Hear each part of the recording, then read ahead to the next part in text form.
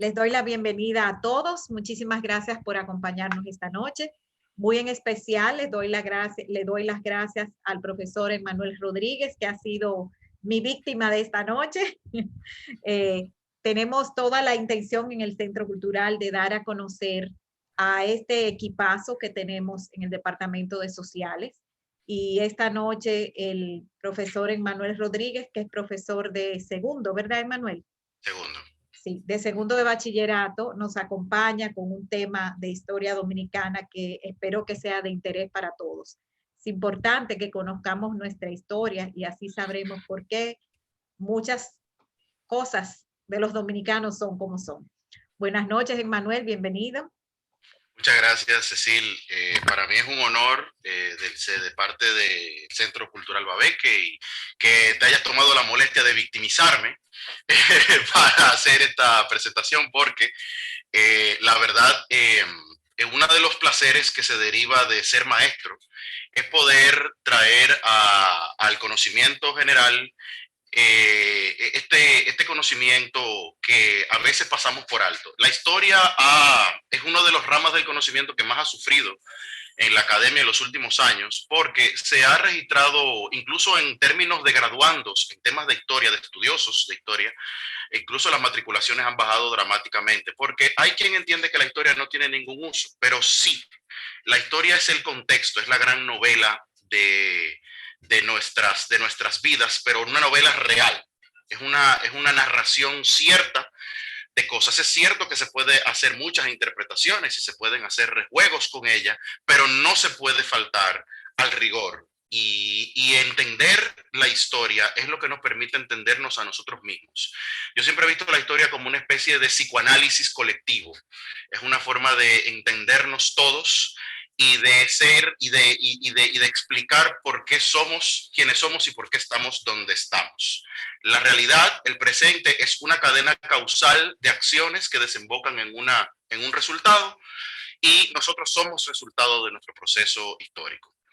Y por eso yo, cuando se me presentó la oportunidad y se me sugirió presentar un tema, pues bueno, yo reconozco que me metí un poquito en camisa de 11 varas, pero quise que el tema fuera lo más interesante posible. Lo he tomado desde un ángulo sobre todo divulgativo. Esto no es una exposición demasiado académica, ni demasiado rebuscada, ni demasiado acabada. Esto es una especie de expansión un poquito de lo que yo trabajo en clase con los chicos. De hecho, esto es un tema que yo estoy viendo en aula con ellos, comenzando. Y es el tema de Basilea, el Tratado de Basilea, un antes y un después. Por eso lo titulé de esa manera, porque ese tratado es importantísimo para entender el proceso histórico y el proceso identitario de los dos pueblos que estamos en esta isla, tanto Haití como la República Dominicana.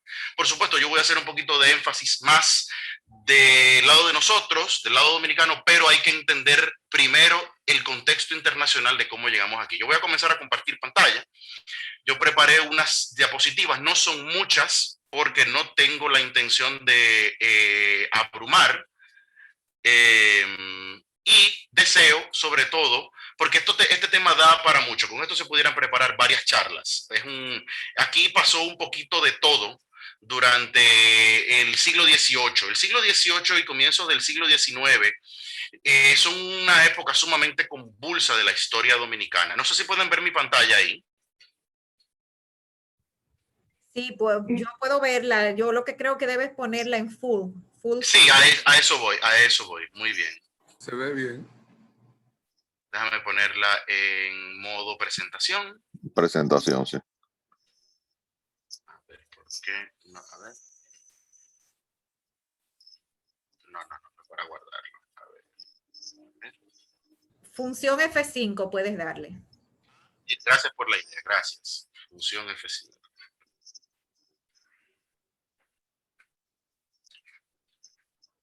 Ok, ahí sí se ve a pantalla grande. Perfecto. Muy bien, entonces ya para comenzar formalmente este tema de antes y después de Basilea, la historia de la española desde la Revolución Haitiana hasta la independencia efímera. Pudiérase preguntar de por qué específicamente estos 30 años. Bueno, por varias razones. A los historiadores nos gustan los números redondos. Por eso ustedes se fijarán que cada vez que hay una efeméride importante, cada vez que hay una efeméride redonda, los 30 años de tal cosa, los 200 años de tal cosa, como que se hace una bulla un poquito más grande. Y yo quise ver, porque aquí tenemos dos efemérides redondas, son la independencia efímera, 1700, la revolución haitiana, 1791, y este año, en diciembre, el 1 de diciembre, serán los 200 años, número redondo, de ese intento de independencia que fue la independencia efímera, liderada por el doctor Núñez de Cáceres, y que no fructificó, pero que hay razones que explican su no fructificación en el contexto anterior, de precisamente por eso parto desde la revolución haitiana hasta llegar hasta ahí. Y en esos 30 años, en mi humilde opinión, como docente de ciencias sociales, es probablemente el periodo más convulso de nuestra historia en esta isla. Primero, la revolución haitiana fue fue un producto creado en un ambiente de mucha violencia, porque fue una respuesta a la violencia colonial francesa, y eso tuvo repercusiones en toda la isla desde el mismo momento en el que comenzó. Y el Tratado de Basilea se circunscribe precisamente en ese proceso de la revolución haitiana. Y por eso, como lo dividí como antes y después, pues quiero comenzar primero con el antes. Esta primera parte que yo titulo Antes de Basilea, una isla, dos colonias. La presencia francesa y española en la isla de Santo Domingo, como todo lo que hemos estudiado un poco historia, sabemos muy bien que es el proceso que comienza con el redescubrimiento de los europeos de la existencia de una masa de tierra al occidente del océano Atlántico. Ya sabemos que varios siglos antes de Colón, los vikingos habían cruzado la costa canadiense, L'Anse-aux-Meadows, y habían creado ahí una pequeña colonia que no fructificó, y ellos no divulgaron nunca ese conocimiento y se perdió para el conocimiento general de los europeos. Pero 500 años después tenemos a Cristóbal Colón, este navegante genovés, que llega aquí y funda aquí en diciembre de 1492 su primera colonia. Y ahí comienza el proceso de expansión imparable de los españoles en el continente americano. Y esta isla, la isla de Santo Domingo, es el primer punto de colonización, donde se crea la primera sociedad colonial como tal. Eso es un hito importante porque nos coloca en el epicentro, en el centro mismo de los procesos históricos del hemisferio occidental. A veces los dominicanos desdeñamos un poquito nuestra historia y pensamos como que, bueno, hubo un primer momento de esplendor y luego caímos en la decadencia. Y eso es cierto. Pero también es cierto que todos los procesos históricos que de alguna manera impactaron al continente, también de alguna manera comenzaron por nuestra isla. No siempre del lado dominicano, no siempre del lado español, pero sí impactan directamente. Cuando España da este gran salto adelante con el descubrimiento, inmediatamente comenzaron las competencias. Europa estaba en un proceso de creación nacional, en un proceso de construcciones nacionales, y España fue precisamente una de esas monarquías que estaban en ese proceso de consolidación. El matrimonio de los reyes católicos une dinásticamente estos territorios separados, que era la península ibérica, y se crean los fundamentos de lo que es España. No se crea España en ese momento. España es un producto que viene después por otras razones que no vamos a tocar aquí, pero el descubrimiento es lo que consolida el poder de la monarquía de los reyes católicos, sobre todo de la parte de Castilla, de Isabel la Católica, que es la que patrocina realmente estos viajes y crean esta primera colonia. Por eso, nuestra primera colonia, aquí al norte, en la puntita del norte, es la Isabela, a nombre de la reina Isabel, y esa fue la primera capital de esa colonia que luego fue abandonada y trasladada.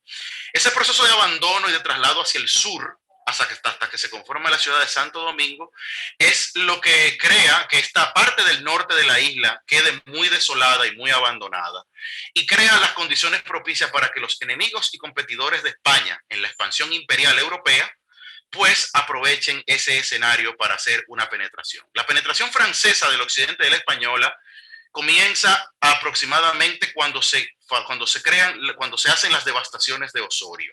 el gobernador Antonio de Osorio, en un intento por detener el contrabando con los piratas enemigos de España, de las naciones enemigas de España, ordena estas devastaciones en 1605 y 1606 para evitar que estos habitantes de esta zona norte, de esta zona de aquí arriba, puedan comerciar y trasladan todo hacia el sur, hacia la ciudad de Santo Domingo.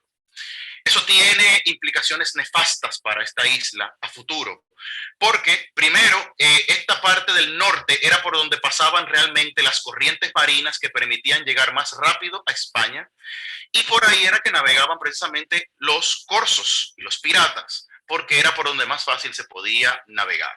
Luego pagaríamos la consecuencia de eso, porque cuando los buques del tesoro, los galeones del tesoro español salían desde México, pasaban por Cuba, pero no pasaban por Santo Domingo, porque dar la vuelta a la isla y llegar hasta Santo Domingo era muy riesgoso con barcos cargados de tesoros en aguas infestadas de piratas. Eso, por ahí comienza el aislacionismo dominicano, que comienza a pensar solamente en el control de la población y en no mirar hacia afuera. Y eso comienza con las devastaciones de Osorio, que se prolongan todo el siglo XVIII, como les pongo aquí, desde 1605 hasta 1697. O sea, todo el siglo XVII es un siglo de penetración francesa. Los franceses son los que aprovechan la gran oportunidad, porque en 1665 esa colonización francesa es oficialmente reconocida por el rey Luis XIV. Aquí todos probablemente hemos escuchado de este monarca francés, Luis XIV, Le Roi Soleil, el rey Sol, que es el constructor de Versalles y toda esta magnificencia por allá en Europa, y es el rey que está más decidido a fortalecer a Francia frente a sus rivales europeos. Todo el reino de Luis XIV fue un reino de guerras, fue un rey muy militarista, muy absolutista, y quería a toda costa la expansión de Francia. Y el gran enemigo de Francia en ese momento, y con el que Francia podía competir por terrenos, era España. Era la gran enemiga. España en ese momento estaba gobernada por una dinastía, la dinastía de los Habsburgo, también conocida como la Casa de Austria, que era la gran enemiga de los Borbones de Francia. Y esa rivalidad, los franceses estaban en armas porque se sentían rodeados, porque los Habsburgo gobernaban el imperio el Sacro Imperio Romano Germánico hacia el este y gobernaban a España hacia el suroeste. Y ahí vemos que esa penetración francesa, autorizada ya por la corona a partir de 1695, porque esto comenzó como un asunto de piratas, como un asunto de bucaneros que venían solos por su cuenta a tirar fortuna, a ver qué conseguían, finalmente obtienen la sanción real. En muchas de esas penetraciones se registra una batalla que es muy importante y que solamente recordamos una vez al año, a veces, que es el Día de la Altagracia, y no sabemos, mucha gente ignora el por qué. El 21 de enero de 1691, en medio de esta pugna por la penetración francesa, se da la batalla de la Sabana Real de la Limonade. En el 21 de enero, los tercios españoles, muchos de ellos que venían de la zona de Higüey, de la zona del este, y que veneraban a esta advocación mariana de la Altagracia, hicieron una invocación religiosa antes de esta batalla de la Limonada y derrotaron a los franceses. No solamente los derrotaron, sino que también el gobernador, que en ese momento era un señor llamado Decoussi, falleció en esa refriega. Y eso se considera como una gran victoria para las armas españolas. Y ahí vemos parte de cómo la identidad dominicana se va forjando desde el punto de vista religioso. El culto altagraciano nace en torno a esta batalla. Y a partir de esa fecha, del 21 de enero de 1691, se considera una fiesta que hasta el día de hoy forma parte de nuestras fiestas religiosas hasta ese momento. En el año 1697, luego de todo este momento de guerra y de conflicto con los franceses, se firma un tratado muy importante, que es el Tratado de Ryswick, en la ciudad del mismo nombre en Holanda, y en Ryswick se comienza una política de tolerancia a la presencia francesa. La población española de Santo Domingo siempre sintió la presencia francesa en la parte occidental como una invasión. Ellos lo sentían que ese territorio pertenecía a España y que Francia lo estaba usurpando. Y eso siempre se vio de esa manera. Y ese sentimiento prevaleció durante todo el tiempo, hasta todavía mientras duró la colonización española, eso se sintió de esa manera. Siempre se sintió como esa especie de insulto. Muchos se confunden y creen que en Rijswijk es donde se reconoce la frontera, y no es así. La frontera es un asunto posterior. Rijswijk lo que hace es reconocer que ya estamos frente a un hecho consumado. Es un fait accompli, como lo hubieran dicho los franceses, de que ellos tienen la posesión de esta parte occidental de la isla y que ellos están ya dispuestos a usufructuarla. Los españoles se quedan en una posición intermedia entre resistencia y tolerancia. Los españoles no les queda de otra que aceptar el hecho consumado, pero a regañadientes. Y esto cambia precisamente a inicios del siglo XVIII.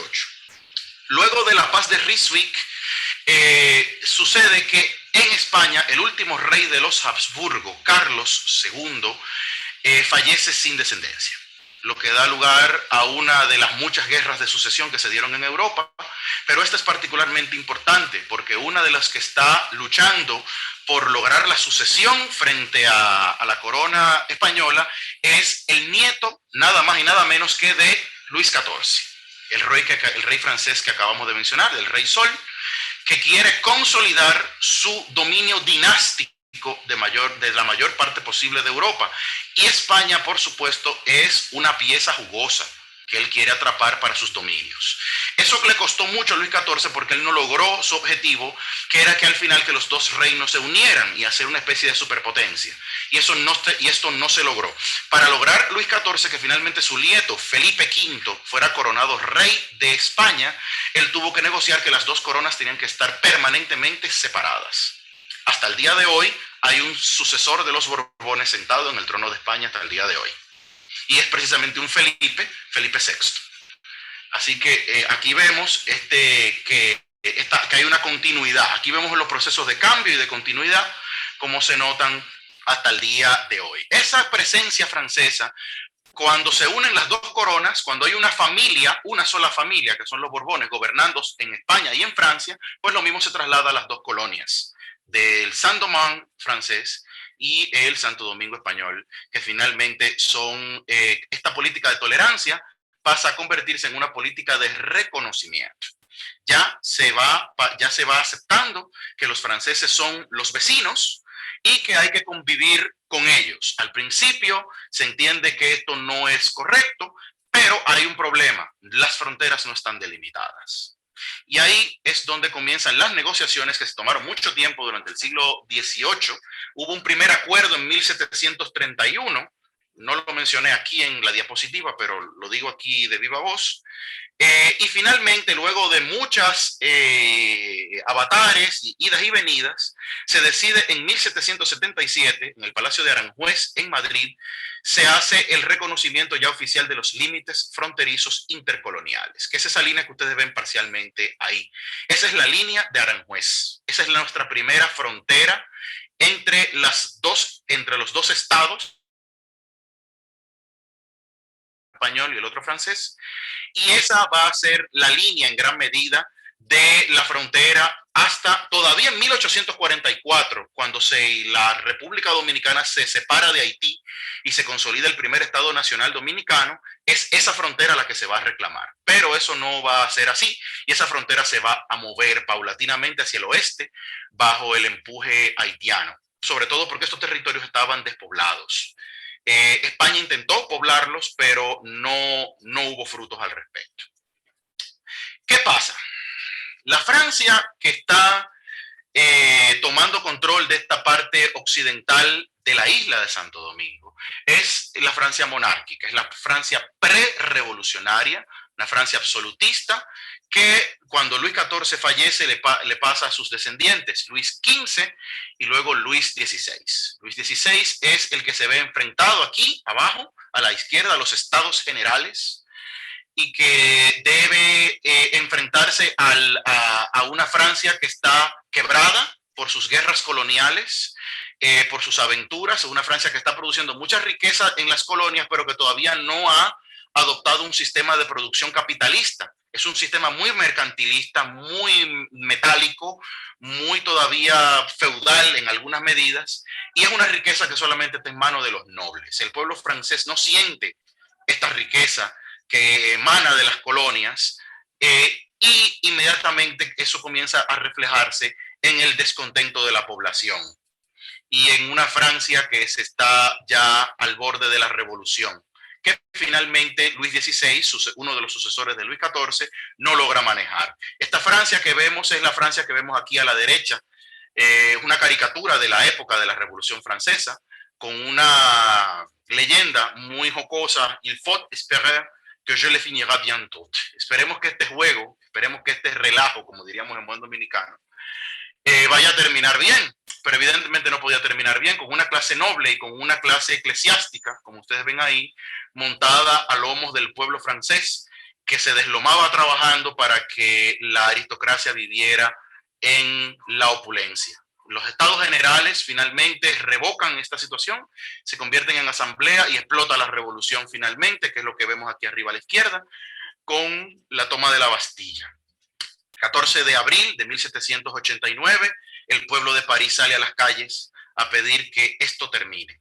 Y esa Francia revolucionaria que pide la igualdad, la fraternidad y la igualdad es la que está ahora manejando una colonia esclavista del otro lado del Atlántico.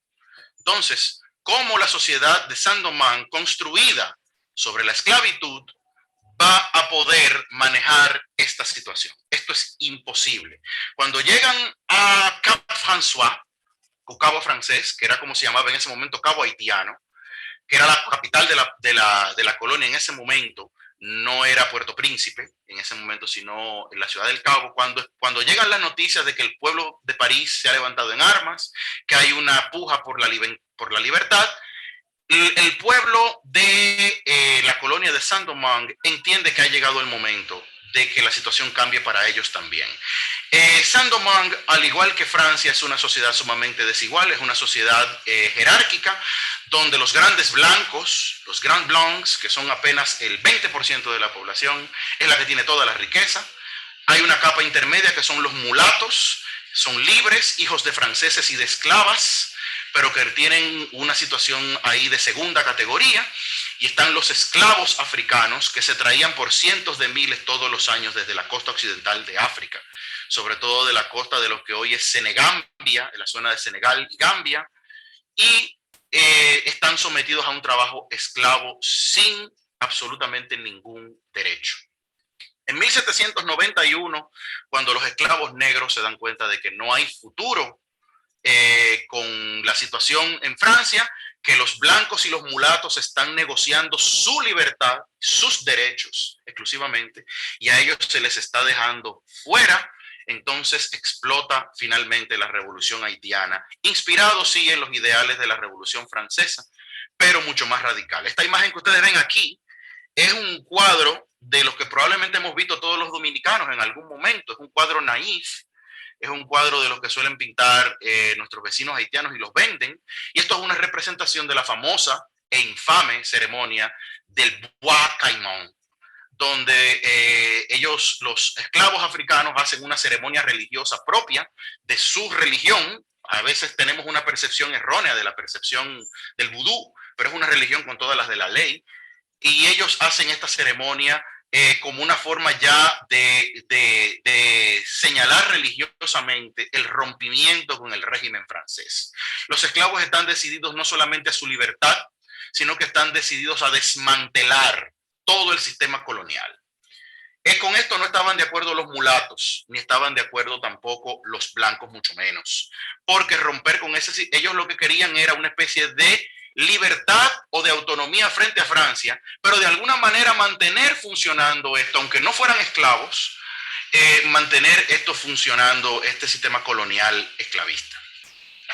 Y esta guerra por la libertad de los negros se prolonga hasta 1804. El gran líder de esta guerra colonial es Toussaint Louverture. Toussaint, que había pasado de ser un esclavo doméstico, cochero, De alguna manera que todavía no nos queda muy clara a muchos historiadores, pues Toussaint logró hacerse de una formación política, intelectual. Sus cartas y sus documentos demuestran que había leído bastante, que era un hombre con una cultura general muy buena para su época y para un ex esclavo, pues todavía más.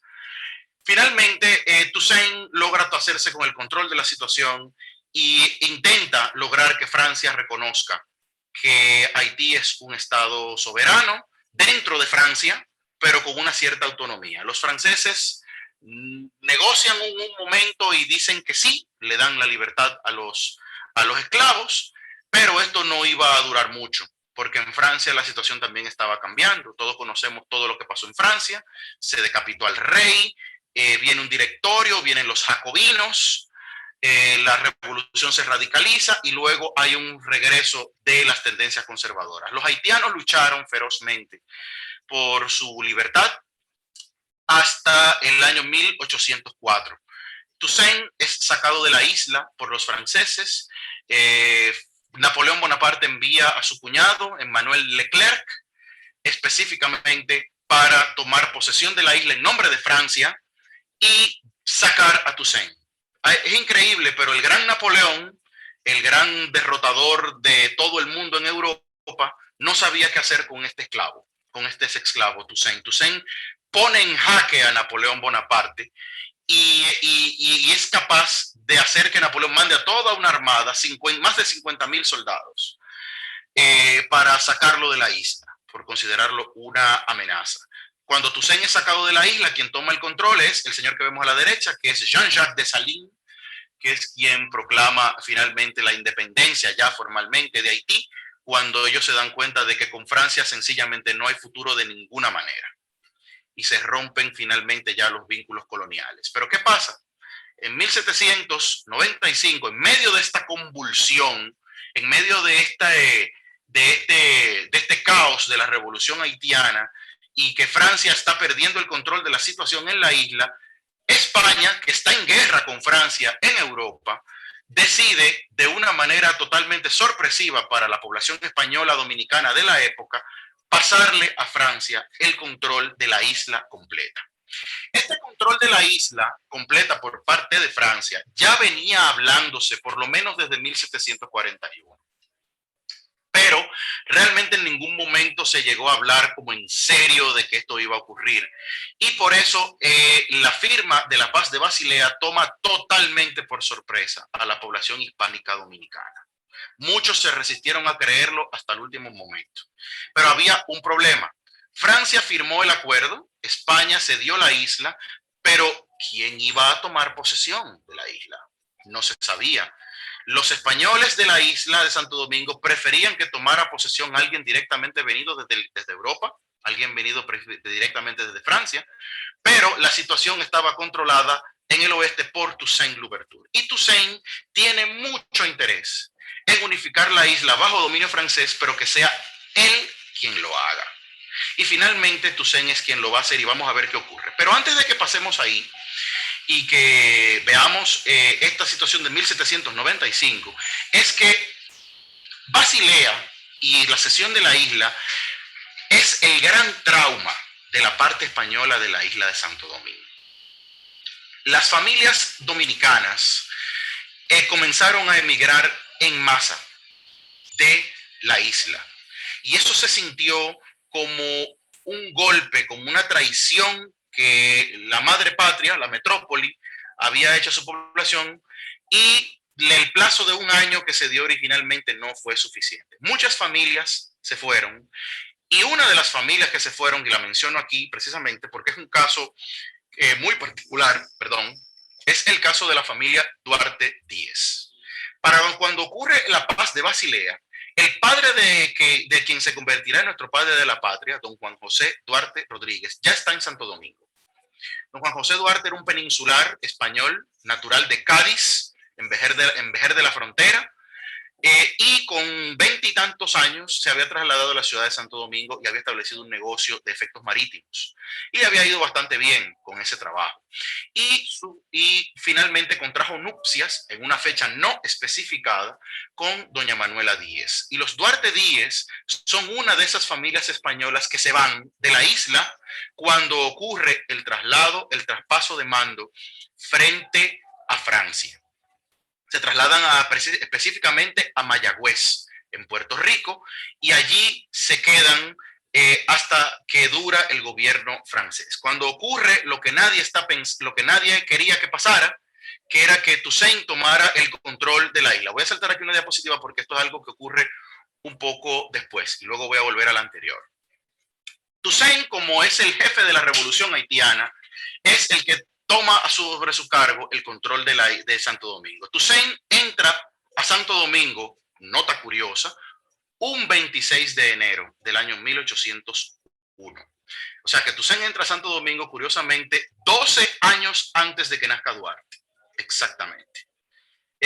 Y esa primera llegada de Toussaint y al Santo Domingo español supone la entrada ya en vigor de toda la legislación francesa hasta el momento que estaba vigente en el Saint-Domingue francés, y eso implicó inmediatamente la abolición de la esclavitud. Esa entrada de la Constitución de Louverture en 1801 es la primera abolición de la esclavitud, y eso fue un golpe muy duro para la clase esclavista española, que no quería bajo ninguna circunstancia ceder el control de sus esclavos. Y ellos sabían muy bien que la revolución haitiana implicaba el riesgo de que sus propios esclavos en algún momento iban a querer rebelarse. Y eso fue lo que ocurrió precisamente aquí. Y ahora sí voy aquí a la diapositiva anterior, que es donde comienza la segunda parte, que es lo que yo le llamo el después de Basilea. No sé si voy muy rápido, no sé si alguien tiene alguna pregunta. No quiero que esto sea un monólogo, yo quiero que esta presentación sea lo más participativa posible. Si alguien quiere hacer alguna intervención o tiene alguna pregunta de lo que hemos visto hasta ahora, podemos hacer aquí y podemos hacer un pequeño Q&A ahora. No sé si alguien quisiera, no puedo ver las manos, Cecil, no sé si tú me puedes ayudar ahí.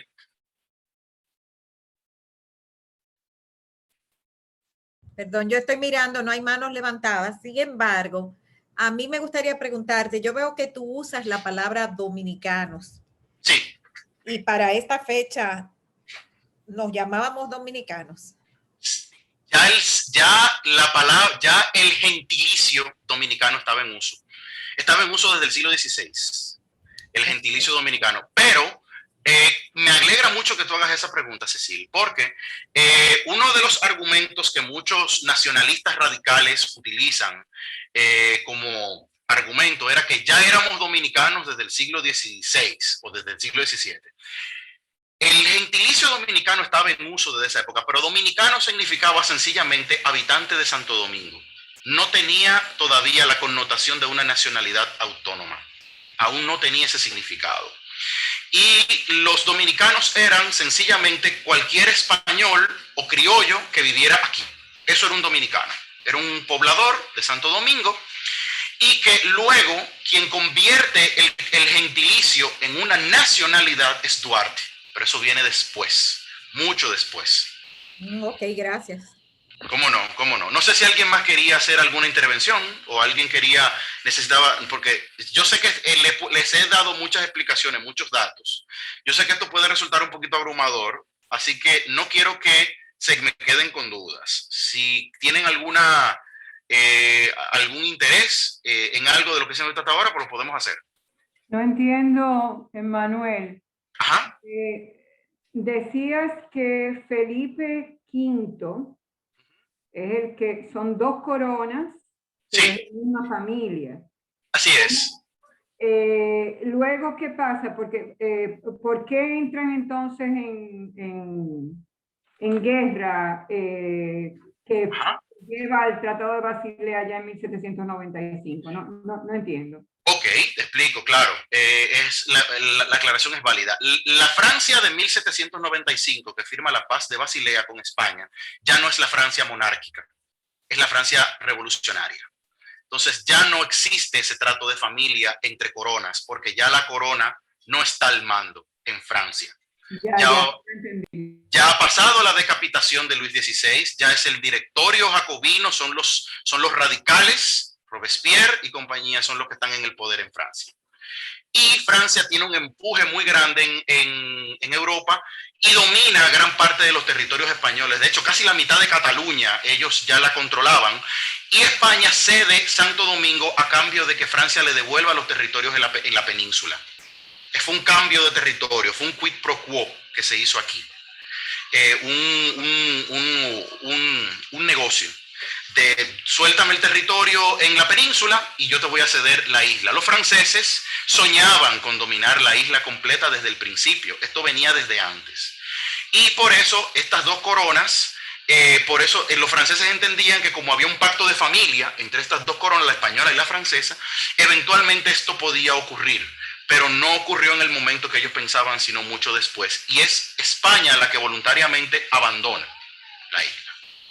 No sé si me expliqué lo suficientemente bien, María del Mar. Ya entendí, gracias.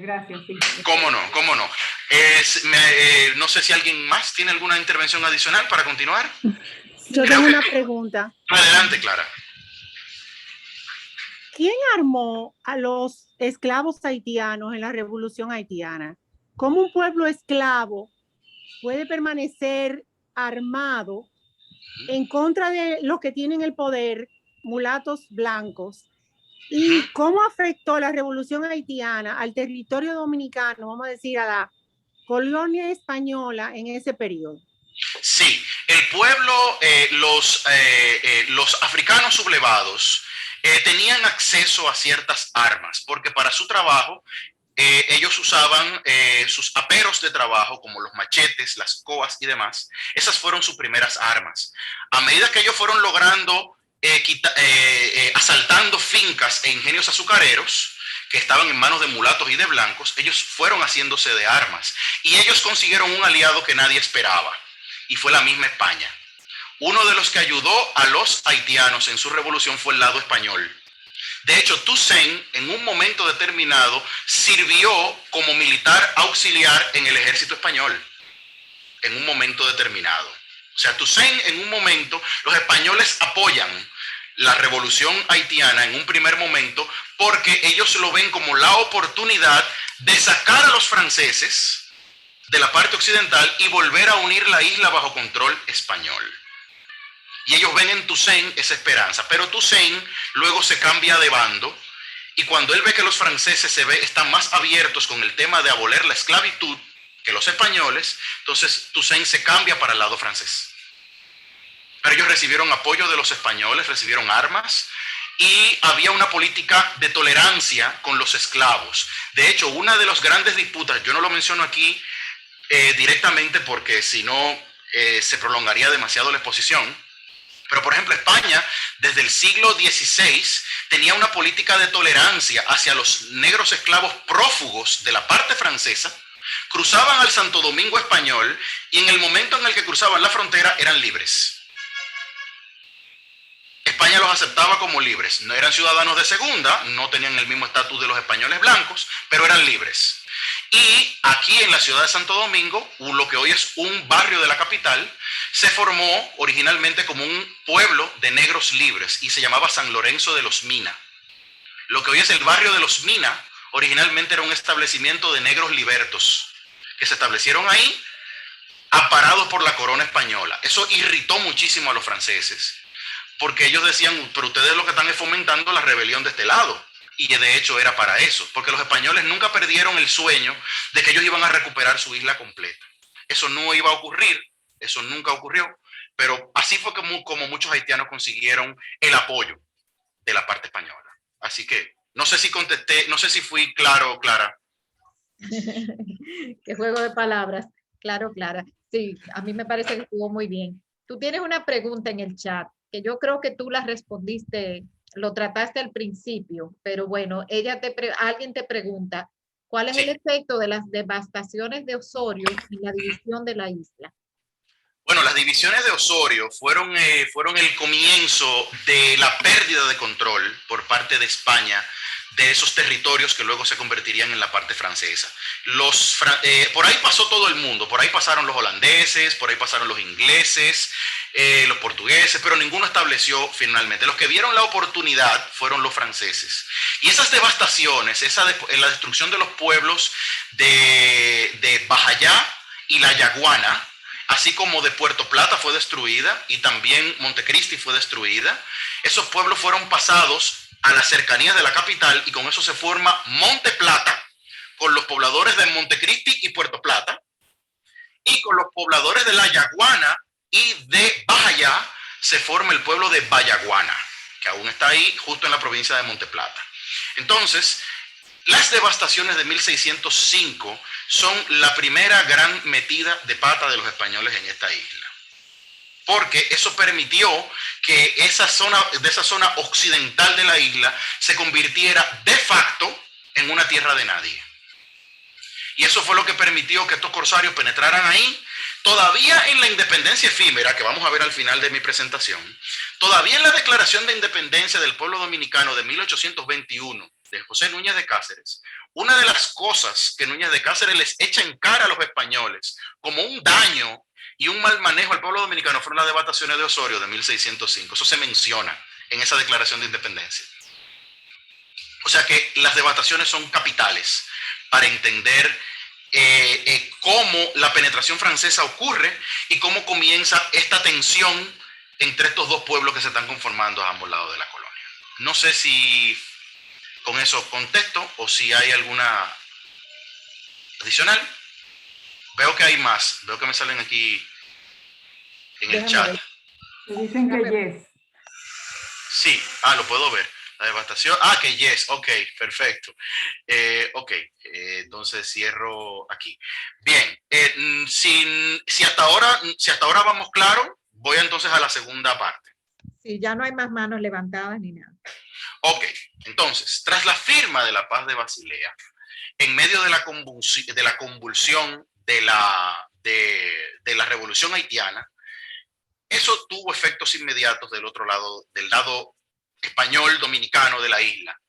Y inmediatamente se registra un año después lo que sería la primera gran revuelta de esclavos que se produce de este lado de la isla. Tengo que hacer aquí una aclaración muy importante. La revuelta de esclavos de Boca de Nigua está directamente inspirada en la revolución haitiana, porque ellos vieron que así como los esclavos habían logrado cuestionar el poder de los franceses del lado occidental, pues ellos entendieron claramente que eso mismo se podía hacer del lado español. Y efectivamente lo hicieron. En Boca de Nigua estaba este ingenio que todos conocemos, muchos hemos ido de paseo, incluso con los colegios hemos ido aquí a este ingenio. Muestro aquí una foto de Boca de Nigua, es uno de los mejores preservados. Era propiedad de un español llamado Juan de Oyarzábal, un propietario vasco que tenía estas tierras aquí produciendo azúcar, como muchos españoles y muchos franceses. Y la revuelta de Boca de Nigua, sin embargo, no es la primera revuelta esclava del lado español.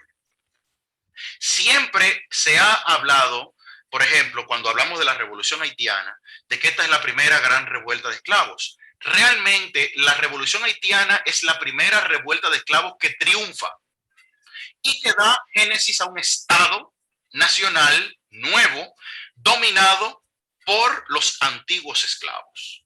Pero no era ni la primera vez ni remotamente que los esclavos habían intentado sublevarse contra los poderes coloniales. La primera revuelta de esclavos de esta isla ocurrió del lado español y ocurrió en una fecha tan temprana como 1521. En 1521, esclavos africanos de la etnia Wolof se rebelaron contra el poder colonial directamente en las tierras de un ingenio de azúcar propiedad de Diego Colón. Y otro dato interesante, estas tierras estaban muy cerca de lo que hoy es Boca de Nigua.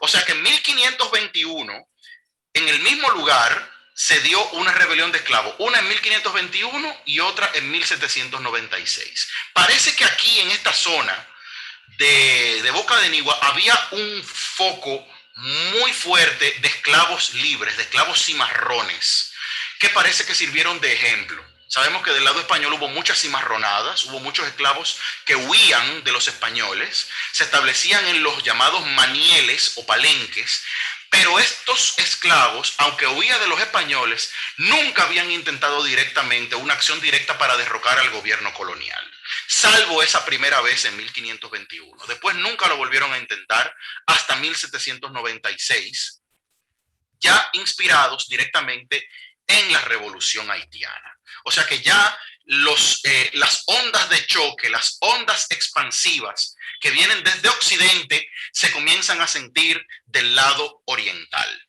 Y esto no es más que la confirmación de todas las pesadillas que tenían los colonos españoles. O sea, ellos nunca pensaron, a pesar de que ellos ayudaron a los haitianos en un momento, por ejemplo, como cuando apoyaron a Toussaint, ellos nunca se imaginaban que realmente esto podía como crear una situación de este lado, pero finalmente sí lo tuvo. Y eso es lo que representa Boca de Nigua, que ya la revolución comienza a hacer manifestaciones del lado de la isla.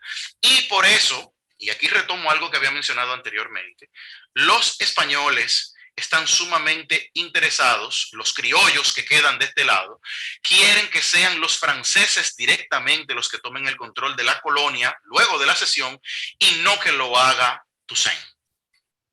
Porque ellos entienden que si Toussaint toma el control de la isla, eso iba a ser un punto a favor de los esclavos que aún ellos tenían y que inmediatamente se iban a generar toda una serie de sublevaciones. Y por ello querían que los franceses fueran los que tomaran el control. Ellos no estaban contentos como quiera, porque del lado dominicano de la isla lo que se quería era que siguiera el control de España. Incluso los dominicos españoles cruzaron los dedos hasta el último minuto para que la cesión de Basilea nunca ocurriera. Pero lamentablemente su deseo no se iba a dar. España estaba decidida a abandonar la isla porque ellos entendían que esto en cualquier momento iba a explotar, que ya la isla era un polvorín, y entendían que Francia era la que tenía que hacerse cargo de la situación. Y por eso ahí ocurre este momento de cesión a Francia. Finalmente, este señor que vemos aquí a la extrema derecha, Charles-Emmanuel Leclerc, llega a Santo Domingo con una escuadra francesa con más de 50,000 soldados, capturan a Toussaint y reinstauran la esclavitud. Los franceses no están ya de acuerdo con que los esclavos tengan la libertad. En 1802, quien está en el poder en Francia es Napoleón Bonaparte. Napoleón está en el poder ya en Francia, ya no es la Francia del Directorio, ya no es la Francia de los jacobinos, sino que es la Francia del Directorio. Napoleón, primer cónsul, ya casi coronándose emperador, es el hombre que está al cargo en Francia y manda a su cuñado Leclerc a sofocar esta rebelión en toda la isla. Francia solamente tiene el control formal de la parte que antes había sido española y que Toussaint había tomado bajo su control a nombre de Francia.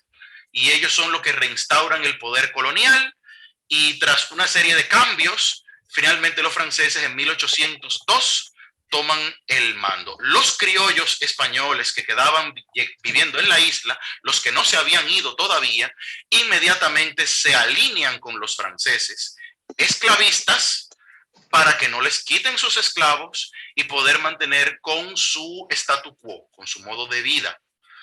Y ellos apoyan este control por parte de los franceses. En medio de todo esto, 1804, ya capturado Toussaint y fuera de la isla de Santo Domingo, quien toma el control del lado haitiano es Jean-Jacques Dessalines.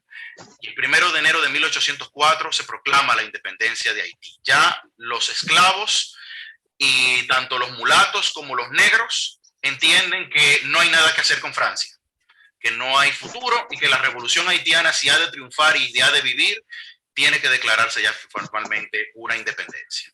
De este lado de la frontera, del lado español de la frontera, pervive la colonia francesa muy debilitada, y Louis Ferrand, que es quien finalmente termina haciéndose con el control de la situación de este lado, tras una serie de vaivenes y de cambios con los franceses. Ferrand hace un gobierno paternalista. Él no quiere ofender a la población dominico-española, que todavía se siente española, y que por una cuestión de conveniencia y para que Toussaint no se apoderara de la isla completa, deciden apoyar a los franceses. Pero es un apoyo condicionado. Y Ferrand lo sabe. Y por eso él decide en ese momento tratar de apoyar a los intereses españoles de la isla y de tratar de mantener una relación cordial. Pero los criollos dominicanos no están contentos con ser administrados por los franceses. No se sienten franceses. E inmediatamente comienzan las conspiraciones para ver cómo se va a terminar con el régimen francés en la parte española de la isla. O sea, ya vemos cómo después de Basilea, este trauma de la cesión a Francia, la parte dominicana, la parte española, nunca la terminó de asimilar. Ellos nunca quisieron aceptar que ellos iban a dejar de ser españoles. Y vamos a ver que eso va a tener consecuencias a futuro mucho más adelante. E incluso rechazan el gobierno de los franceses. Y comienzan los planes ya para separarnos formalmente de Francia. Pero ¿qué pasa? No hay acuerdo entre los criollos. Los criollos no están claros de cómo se puede hacer esto, aunque ya hay visos de que Francia podía ser atacada de alguna manera. Y desde la frontera, esa frontera de Aranjuez, y luego cedida por Basilea, los haitianos comienzan a apoyar a estos dos líderes criollos dominicanos que vemos aquí. Vemos aquí a Ciriaco Ramírez y a Juan Sánchez Ramírez.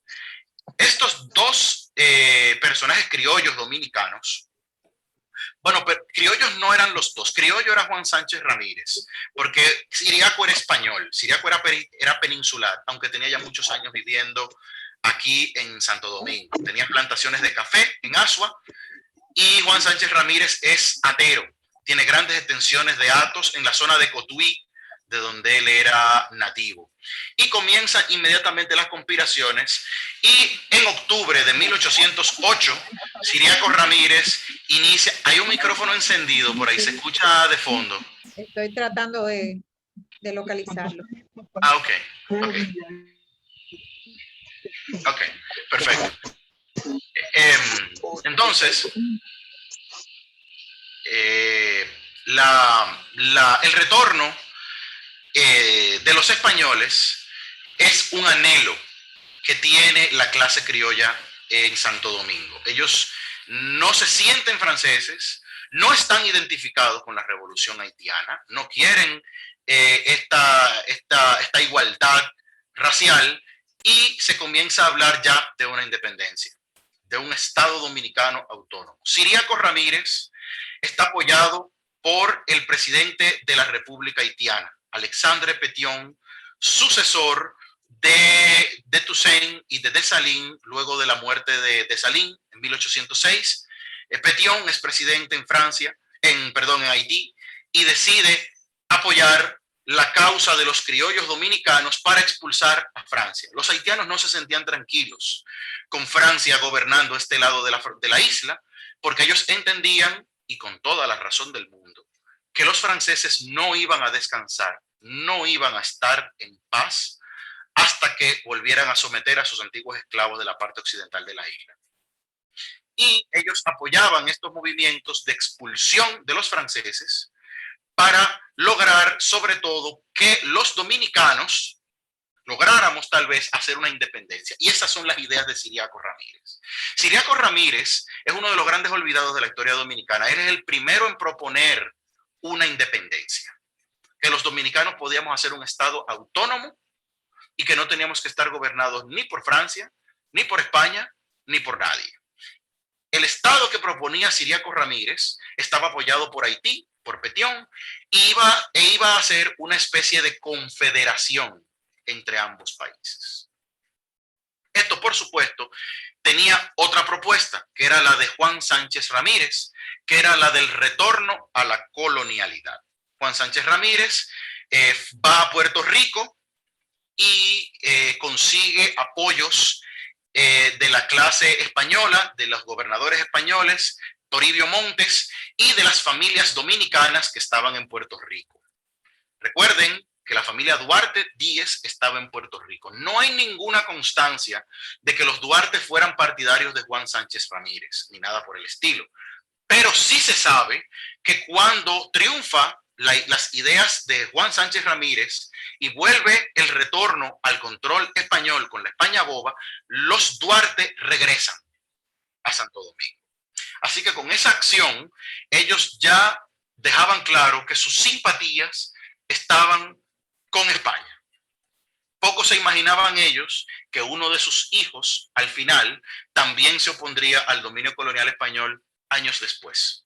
Pero así es como se forman las historias de las familias y lo demás. Al final, la idea de Siriaco es derrotada en la Junta de Bondillo en 1808 y Juan Sánchez Ramírez triunfa y se retorna a la colonialidad española. Y ahí comienza el periodo que nosotros llamamos la España boba. España boba porque es un periodo en el que España retorna a controlar nuestra parte de la isla, pero no se reporta ningún progreso importante. Es un periodo de una cierta abulia económica, no hay producción, la guerra contra los franceses había devastado los campos, no había producción, todo estaba sumido en la pobreza. Y hay un descontento ya muy acendrado con la dominación española. Esta dominación de parte de España está comenzando a ser cuestionada ya desde dentro. Por primera vez se comienza a cuestionar el hecho de que España tenga derechos suficientes para controlar la colonia, que había demostrado incompetencia, y comienzan desde abajo los procesos de rebelión contra la dominación española. Y también ahí están los esclavos. Vemos la famosa revuelta de los italianos de 1810, el complot de los sargentos franceses. Estos italianos y estos franceses que hicieron estas conjuras eran remanentes del ejército napoleónico que habían venido en 1802 para expulsar a Toussaint, que se habían quedado aquí en Santo Domingo. Muchos se habían quedado a vivir, se casaron con dominicanas, con españolas y se quedaron a vivir aquí. Y se hacen toda una serie de complots. En 1811, la conjura de Don Fermín, un señor cubano que vivía en Santo Domingo, comienza también a hacer una movilización. En esta misma época ya comienzan los tanteos independentistas en las otras colonias hispanoamericanas y vemos que los dominicanos ya también nos estamos metiendo en esa misma onda. Y aquí vemos la rebelión de esclavos de Mendoza y Mojarra en 1812. Esta rebelión de esclavos también está inspirada por la revolución haitiana, pero esta vez fue duramente sofocada. Fue duramente sofocada por este caballero que todos conocemos y que vemos aquí a la izquierda, que es José Núñez de Cáceres y Albor. José Núñez de Cáceres, que había servido, fue de los españoles que se fue luego del Tratado de Basilea, regresó y como era un hombre de letras y muy preparado, abogado, entró inmediatamente a trabajar para el tren burocrático español y se le sirvió a Juan Sánchez Ramírez como gobernador de la colonia. Luego, cuando Juan Sánchez Ramírez muere en 1811, él junto con Manuel Caballero Manuel Carvajal, quedan al frente de la colonia española y sofocan esta revuelta de esclavos en 1812. Pero ya a Núñez de Cáceres le queda claro que la situación es insostenible y comienzan a hacer un complot para ver cómo se puede separar a la parte española de la isla de Santo Domingo ya finalmente de la metrópoli. Este es el primer intento por parte de los criollos dominicanos de separarse de España, de separarse de la metrópoli. Y precisamente durante esos mismos años de agitación es que nace Juan Pablo Duarte. O sea, Duarte nace en medio de la colonialidad española, pero no es una colonialidad tranquila. La revuelta de esclavos había ocurrido justo un año antes de que Duarte naciera, o sea que los padres de Duarte vieron todo este proceso, fueron testigos de primera mano, y Duarte en 1813 también creció bajo el gobierno español. Tuvimos 3 últimos gobernadores cuyos gobiernos tampoco lograron hacer despegar la economía de la colonia: Carlos de Urrutia y Montoya, Sebastián de Quindelán y O'Regan, y Pascual Real, que es el último gobernador. Y finalmente Núñez de Cáceres, el 1 de diciembre de 1821, hace la proclamación del Estado Independiente del Haití español. Pero ¿por qué Núñez de Cáceres hace esa independencia así? Pues resulta que 2 semanas antes de eso, en los pueblos de la frontera con Haití, de la frontera hispano-haitiana, pueblos de dominicanos habían comenzado a pronunciarse para que la parte española de Haití fuera incorporada a la República Haitiana. O sea, había ya dominicanos que entendían que en la unión con Haití era que estaba el futuro y que estaba la libertad. El pueblo dominicano, durante todo esto que estamos hablando aquí, es un pueblo de color. El pueblo dominicano es un pueblo mulato en esencia y evidentemente tenía intereses en común con los representantes sobre todo con los gobernantes haitianos. En Haití la clase gobernante es mulata. La mayor parte de la población es negra, descendiente de esclavos, pero la élite dirigente, como Petión, por ejemplo, eran mulatos. Y eso Núñez de Cáceres y sus compañeros de la colonia española lo sabían. Y sabían que habían simpatías por la causa haitiana del lado español, del lado dominicano de la isla, como lo habían demostrado las 2 rebeliones que él tuvo que manejar en Mendoza y Mojarra, y la revuelta de esclavos de Boca de Nigua. Y él intenta infructuosamente proclamar un estado criollo, un estado dominado por los criollos blancos españoles, que fracasa sobre todo por el tema de que no tenía el apoyo de la población de color, que era la abrumadora mayoría de la población dominicana y que ya tenía una fisonomía propia. Lo que no tenía era un estado. Núñez de Cáceres fracasó en crear ese estado precisamente porque por no abolir la esclavitud y por no abolir la desigualdad. Es un estado elitista, es un estado esclavista que intenta unirse a la Gran Colombia y que finalmente fracasa porque hay una parte de la población dominicana que entiende que nos va a ir mejor del lado haitiano. Con esto hay todo un debate. Y eso lo vamos a ver quizás en próximas exposiciones. El Santo Domingo español era visto como el flanco débil de la revolución haitiana. Los haitianos entendían que hasta que la isla no se unificara bajo un solo gobierno, un gobierno colonialista que gobernara la parte oriental era una amenaza siempre. España era la más débil y era la que creaba menos problemas. Pero eso no quiere decir que en algún momento España o la misma Francia no intentaran regresar. Haití es una nación que nace bajo las armas, es una república en armas, donde había que hacer un servicio militar obligatorio, y Haití es una república traumada por toda la sangre que tuvo que verter para poder librarse de la dominación francesa. Y es una república paranoica, que en todas partes ve amenazas, y Francia, para reconocer su independencia en 1825, le impone esta infame sanción de los 25 millones de francos para poder reconocer su independencia, que Haití no terminó de pagar hasta 1947. O sea, toda la independencia de Haití, Haití se la pasó pagando por esa libertad de Francia, para que Francia le otorgara esa libertad. Y por supuesto, Haití tiene sus propios planes. Esa vieja idea que venía de Toussaint de unificar la isla bajo un solo gobierno es heredada por el presidente Jean-Pierre Boyer, que es quien es el presidente en este momento en 1821. Boyer es el gran unificador de Haití. Yo no quise entrar en los detalles de cómo se manejó la parte de la revolución haitiana luego de la independencia, pero se puede mencionar que Haití se dividió en 2 estados. Haití se partió en un reino en el norte y una república en el sur, que luego, tras la muerte de Henri Christophe, que era rey en el norte, Boyer unifica otra vez bajo la República Haitiana. Boyer es el sucesor de Petión y él quiere unificar ya, a completar su trabajo de unificación y unificar toda la isla en 2 países. Y el proyecto de anexión a la Gran Colombia de Núñez de Cáceres fracasa. Aquí vemos las 3 banderas para que veamos cómo fue el paso. Éramos españoles, Finalmente, durante 2 meses, por lo menos en la capital, formamos parte de una unión con Colombia que no se concretó y finalmente pasamos a formar parte del Estado haitiano. Curiosamente, el mismo día que Bolívar se enteró de que el Haití español, como lo llamó Núñez de Cáceres, se quería incorporar a la Gran Colombia, fue el mismo día que Boyer entró en Santo Domingo. Esas dos casualidades, esa casualidad se dio.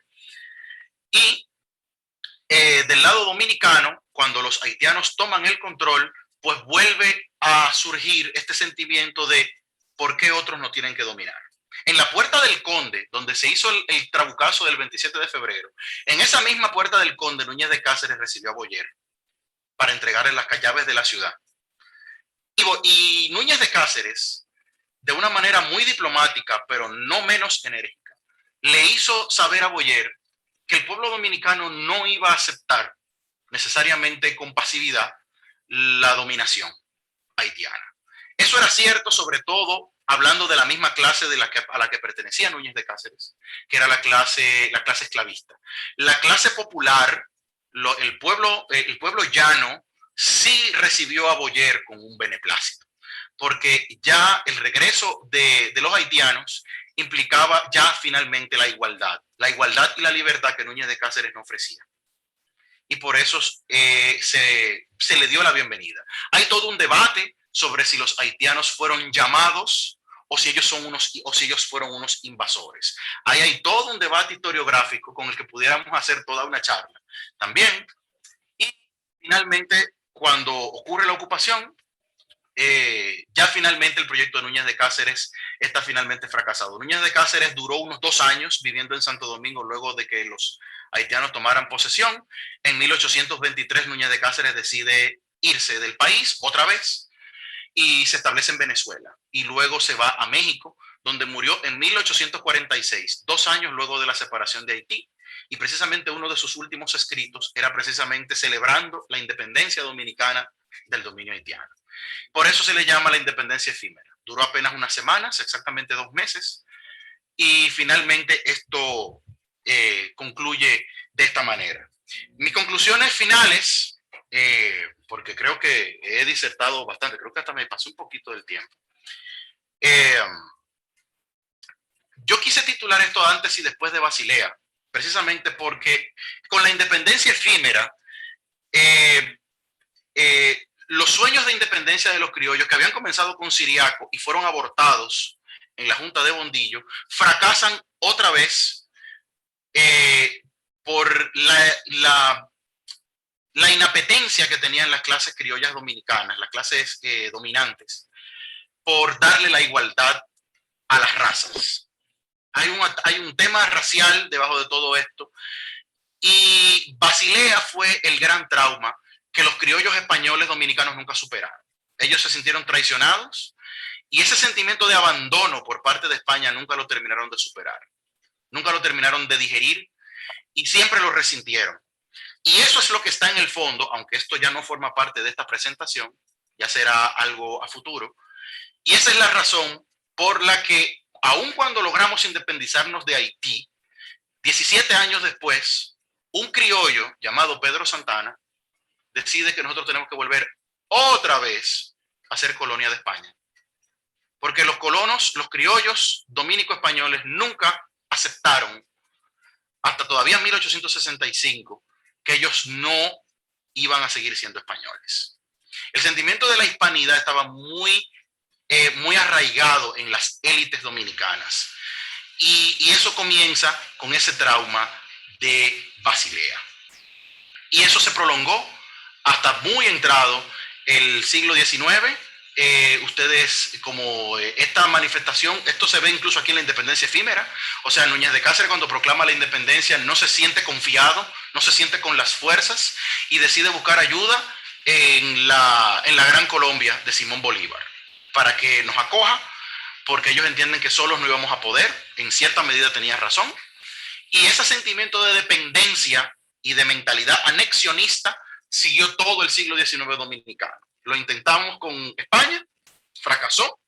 Lo intentamos con Estados Unidos en 1869, fracasó. Y todavía hasta 1878, Buenaventura Báez está insistiendo en una anexión a los Estados Unidos. O sea que se entendía, las élites criollas dominicanas nunca asimilaron el proyecto nacional dominicano.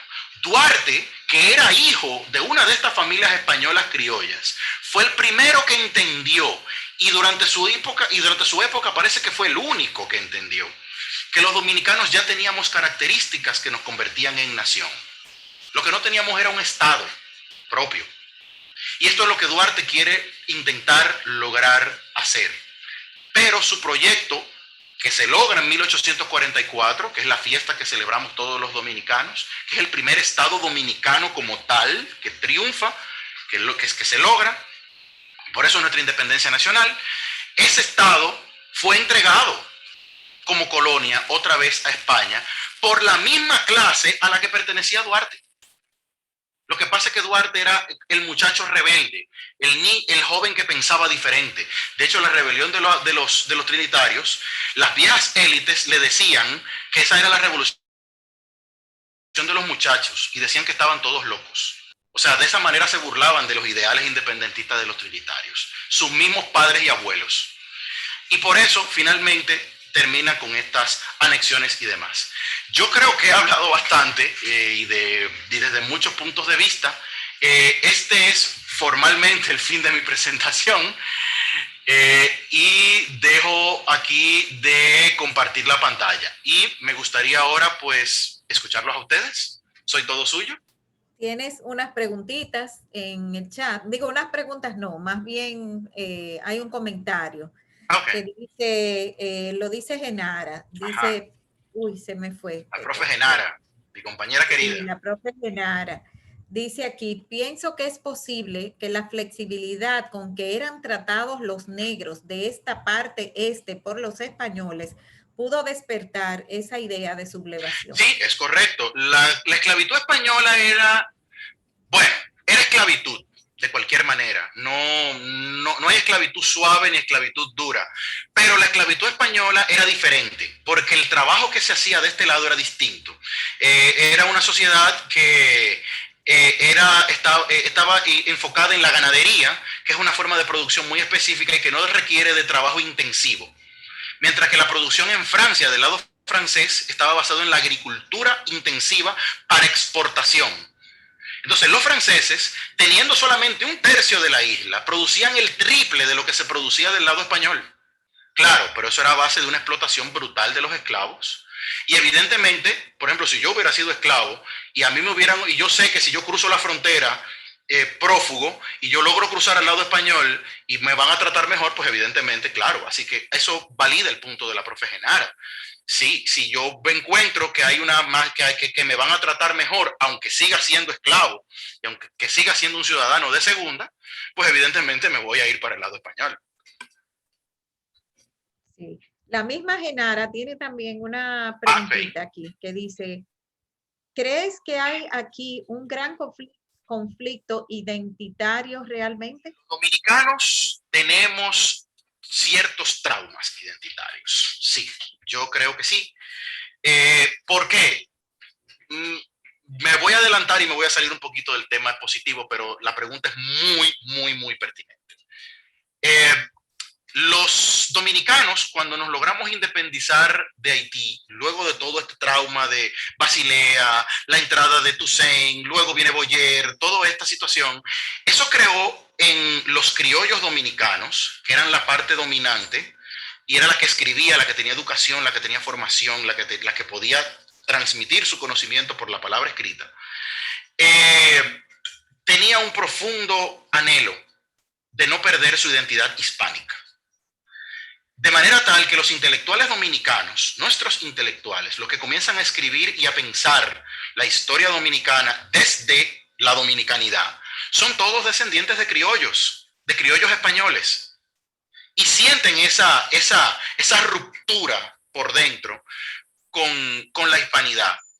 Y la historia dominicana, puedo meterme en un lío por lo que voy a decir, pero es como yo lo siento en mis estudios de la historia dominicana. La historia dominicana se ha escrito desde la colonialidad, desde la mentalidad colonial. quedado ahí, desde la mentalidad colonial española. Y nos ha costado mucho, y durante mucho tiempo, la negritud dominicana fue silenciada, fue echada a un lado y fue vista como algo a obviar.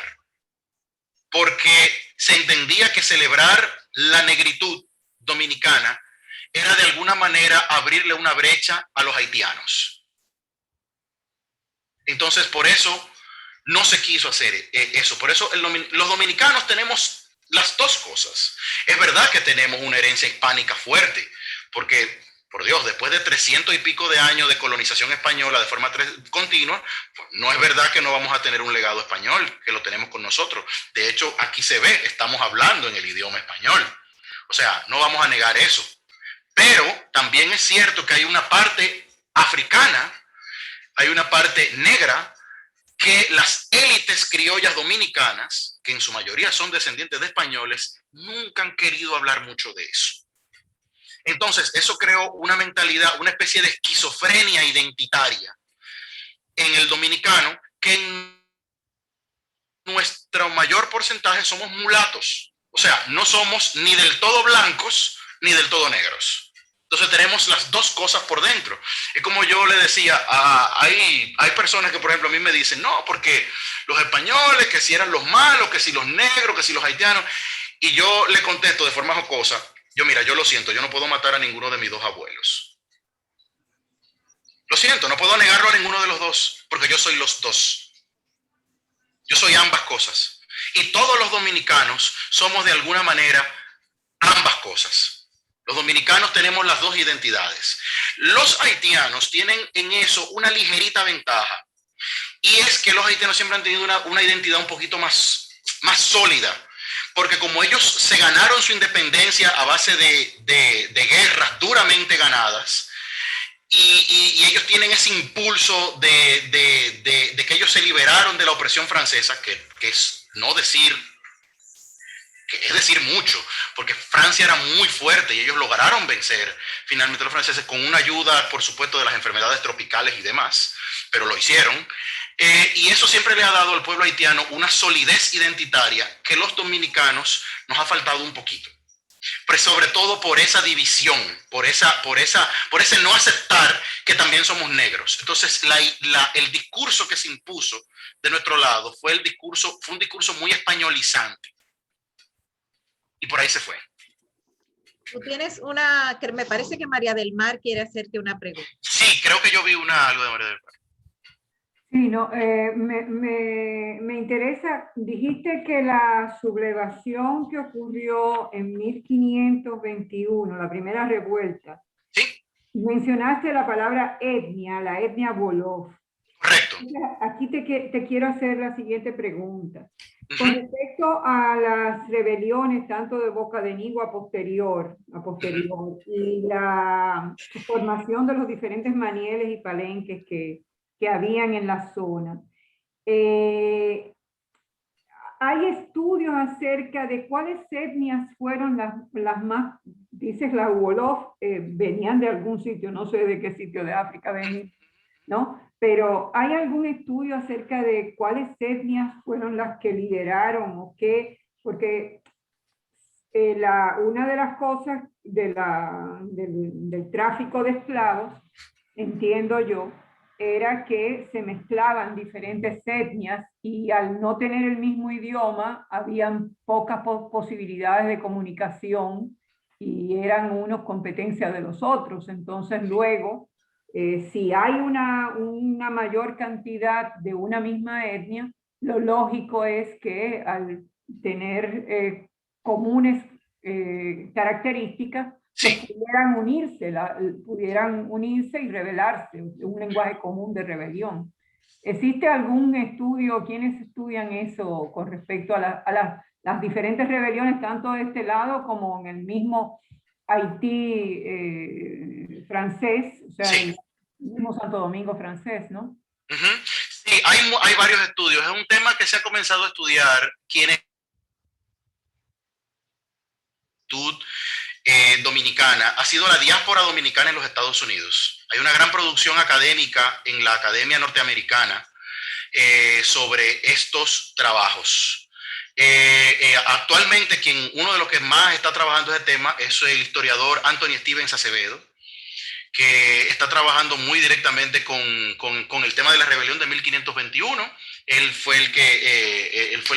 tiene una página que se llama The First Blacks, que yo les invito a todos a buscarla. Yo se la compartí a la directora, a Rosalina, hace unos días por las redes sociales, y es algo que yo quiero divulgar. Yo luego me voy a dedicar a darle movimiento a eso. Y las distintas etnias que habían aquí habían varias, y del lado francés también. Todas tenían en común que venían de la misma zona de África, venían de la zona occidental, sobre todo de la zona del Golfo de Guinea y de la desembocadura del río Senegal. Esa era la zona principal. Ahí había varias etnias. Estaban los Mina, los negros Mina, que eran de una zona un poco más al sur, que era de Angola. Estaban también lo que se llamaban los manicongos, así como se llama el fruto del manicongo. Existían eso. Estaban los congoses. Estaban los Wolof, que eran una de las primeras etnias que trajeron aquí, que también son de la zona de Senegal. Son uno de los grupos más, y fueron de los primeros. Fueron los primeros líderes, porque los Wolof tenían una característica muy especial. Gonzalo Fernández de Oviedo, en su Historia de las Indias, que fue uno de los primeros cronistas de Indias y el primero que registró esta revuelta de esclavos, él decía que los Wolof eran un pueblo altivo y dado a la rebelión.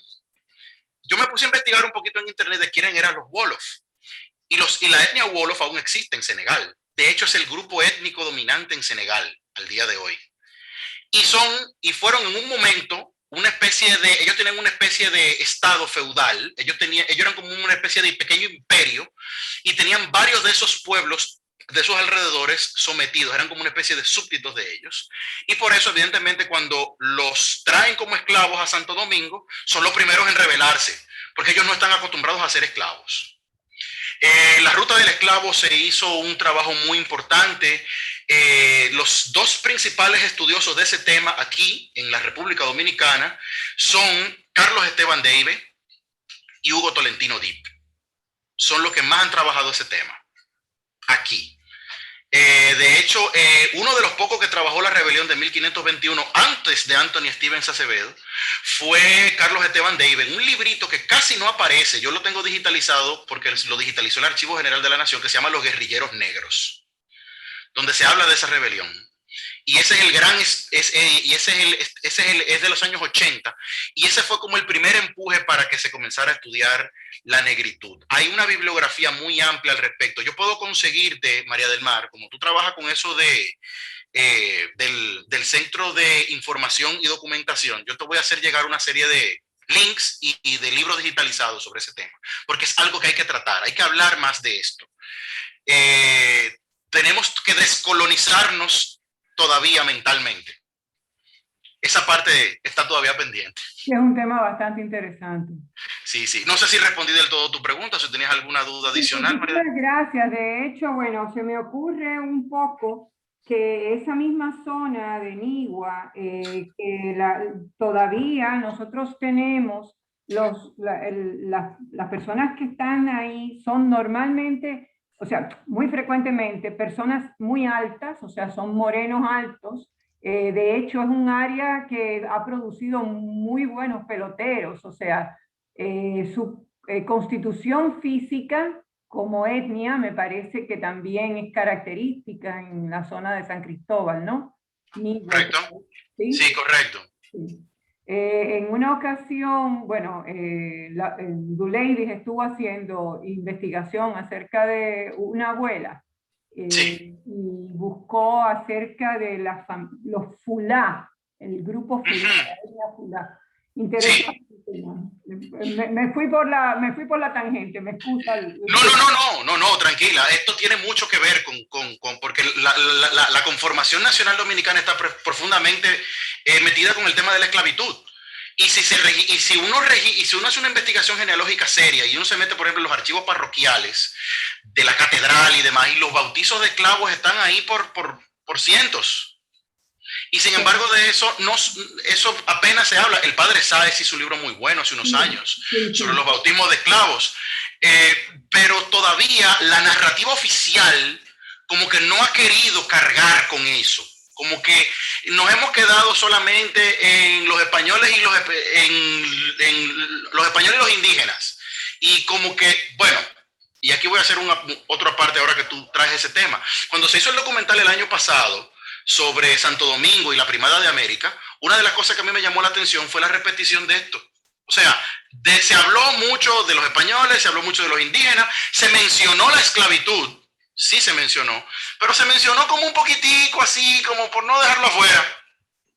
Y yo noto eso, o sea, yo noto como que todavía hay una reticencia con el tema. Veo que hay varias manitos levantadas. Yo quisiera... Mira, antes de las dos manos levantadas, como esto va con este tema, hay Sí. un comentario de Joan aquí que dice, otro dato interesante es que en el siglo XVIII llegaron grupos, aunque minúsculos, de negros de Mozambique. Mi querido amigo Joan Ferrer, es un honor que esté por aquí y leer esos comentarios. Sí, es correcto. En el siglo XVIII llegaron también negros de Mozambique, de la parte más al sur. Mozambique era colonia de Portugal. Los portugueses eran grandes comerciantes de esclavos. Y ellos traían, de hecho, los esclavos que traen los españoles aquí vienen en barcos portugueses, contratadas por compañías genovesas. O sea, esto fue una empresa internacional desde el principio, porque los portugueses ya tenían los puestos en las costas de África. Ya los portugueses habían logrado circunnavegar a África por el sur y todos esos puestos donde sacaban los esclavos estaban en manos de los portugueses. Ellos eran los que los capturaban y los vendían. Y por eso llegaron hasta Mozambique. Esos Pula eran vistos con recelo porque eran musulmanes. Eso es verdad. Muchos de ellos eran musulmanes y de hecho en la imagen que yo puse sobre el inicio de la revolución haitiana, uno de los sacerdotes que ofició en esa rebelión, Duty Bookman, era dos cosas. Él era sacerdote vudú, era un jungán, lo que le llamaban un jungán, pero entre sus compañeros también lo conocían como que él conocía el Corán. O sea que muchos de estos negros que estaban en Haití, esclavos, ya eran musulmanes, eran islámicos, y habían sido obligados a aceptar la religión católica porque los franceses se lo imponen.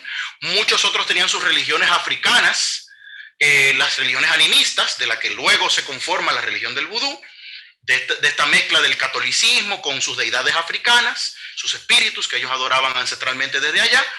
Y también antes de la rebelión, de la revuelta haitiana, uno de los primeros esclavos que llamó a la rebelión de la parte francesa, que se llamaba François Macandal era un ulema. Él sabía hacer en árabe la declaración de fe islámica. O sea, hay toda una serie de datos interesantísimos que se pueden desprender de aquí. Y es lo que le digo, yo sé que hice una presentación muy rápida, muy resumida. Yo sé que aquí esto da para muchísimo más. Porque los detalles que yo quise resumir es solamente estos 30 años para ver la relación de nosotros, cómo nos conformamos los dominicanos frente a esa situación que se dio en Haití y frente a ese traspaso forzado de Basilea. Pero realmente debajo de esa pátina de oficialidad, que si los franceses, que si los españoles, debajo de eso ocurrían muchas cosas de lo que se pueden escribir libros enteros. Vamos a darle la oportunidad a la señora América Bastidas, que tiene la mano levantada hace un buen rato. Sí, adelante, doña América. Bien, muchas gracias. Profesor Rodríguez, de su rápida, y usted lo ha dicho, explicación, una de las diferencias que está planteando es la manera de producir en lo que hoy es Haití y lo que hoy es la República Dominicana. Si es así, planteó usted que en Haití la esclavitud era dura. Entonces podríamos decir, si aquí era blanda, ¿hace diferencia con una interpretación sociológica de esclavitud dura y esclavitud blanda? Esa es una pregunta.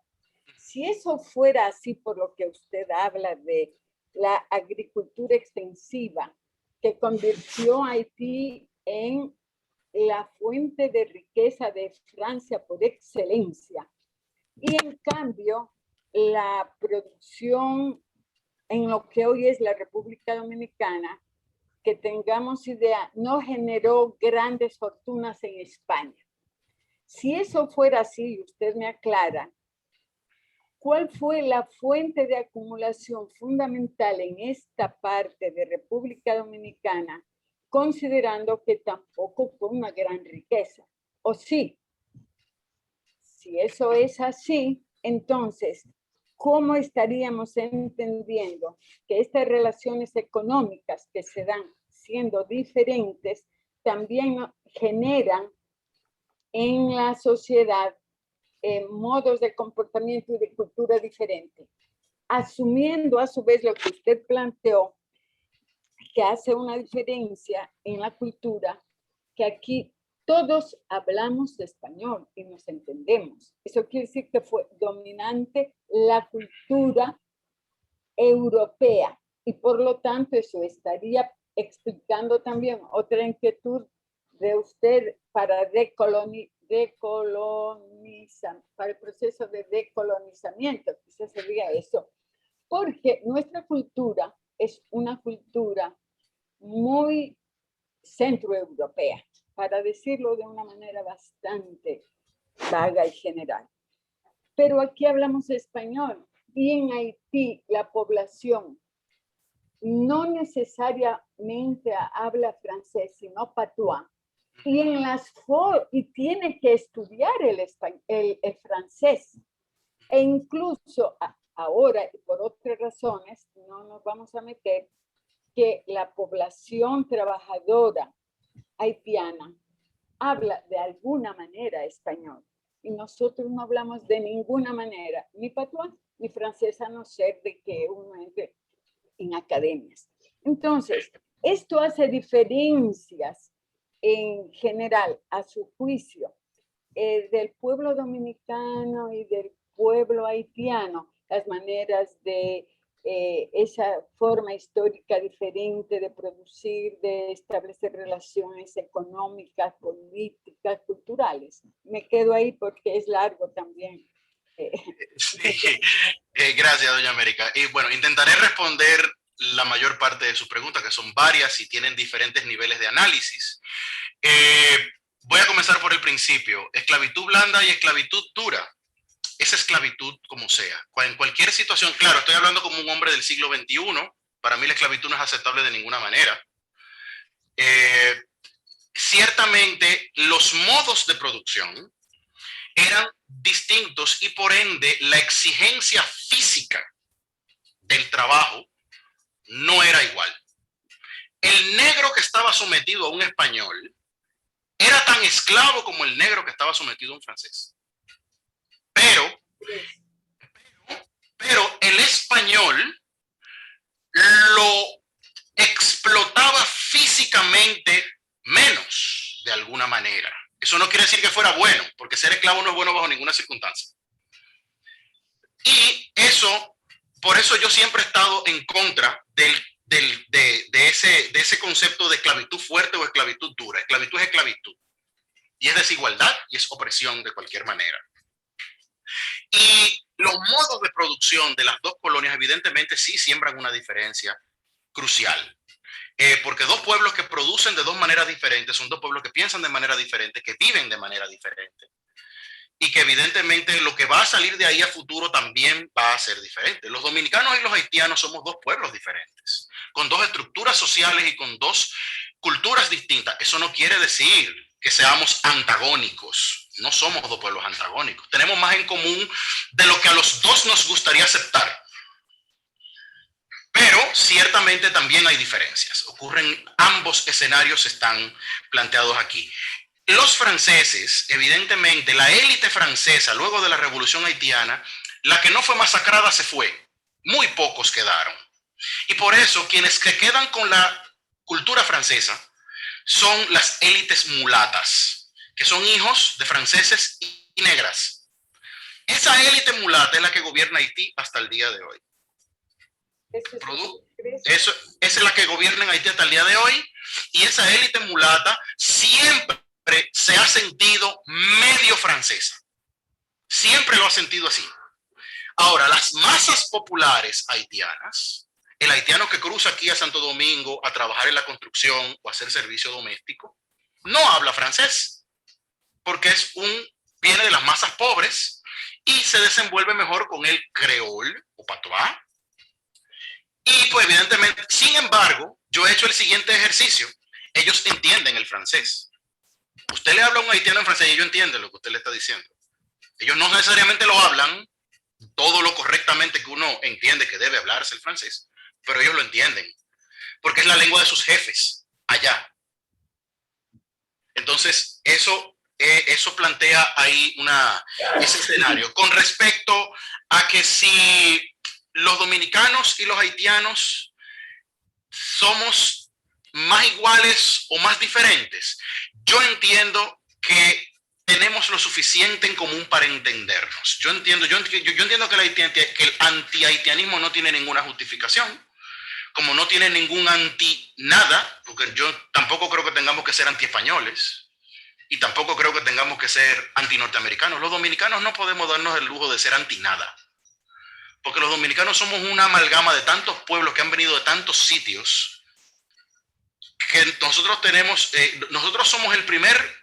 esa primacía de la que tanto se habla de las fundaciones, de las ciudades, las primeras ciudades, la primera universidad, la primera sociedad multicultural del hemisferio occidental es la dominicana. Yo creo firmemente eso. Y nosotros tenemos que aceptarnos en nuestra diversidad. Yo creo que eso es lo que nos ha faltado en gran medida, romper con esa visión monolítica de quiénes somos los dominicanos. Los dominicanos somos muchas cosas al mismo tiempo y lo fuimos desde siempre. Y lo que usted menciona de la identidad centroeuropea me llama mucho la atención. Sí, el nacionalismo dominicano es un nacionalismo muy romántico, es un nacionalismo de origen alemán, es una concepción germánica romántica. No viene de la tradición francesa, que es un nacionalismo cívico, que es un nacionalismo que alude al Estado independientemente de cuál es tu fisonomía. El Estado dominicano siempre ha tenido problemas con la narrativa de la negritud y de la diversidad. Es un nacionalismo homogeneizante y siempre lo hemos traído así. De hecho, Moscoso Puello, en una de sus monovelas, creo que es Cartas a Evelina, él dice una de las frases más jocosas que yo he leído de un intelectual dominicano, que él dice que los dominicanos somos intelectualmente blancos, constitucionalmente blancos, perdón. Eso por mi parte, no sé, doña América, si le contesté todo, porque fueron varias cosas. Doña América, más preguntas. No, yo solo le quiero agradecer y lástima que no pueda profundizarse, pero básicamente estoy de acuerdo con usted, salvo algunos detalles y matices respecto, obviamente como siempre en todo, algunos asuntos que a futuro se puedan plantear, porque el tema de la negritud lo replantearía de manera diferente a la suya. Y con esto... Sí, la historia, cómo no, a su orden. Esto se plantea, creo que quedaba una mano del señor Miñoso, sí, Cecil, que veo por aquí. Miñoso, estaba esperando a que terminara con doña América. Ok, adelante, don Roberto. Gracias. No voy a ser muy extenso porque yo creo que ya hemos tomado mucho tiempo, pero primero felicitarte porque has puesto de una manera magistral todo el tema. Y yo tenía varios puntos, pero voy a solamente a señalar esto. Y basándose en la famosa frase de que el pueblo que no conoce su historia está condenado a repetirla. Exacto.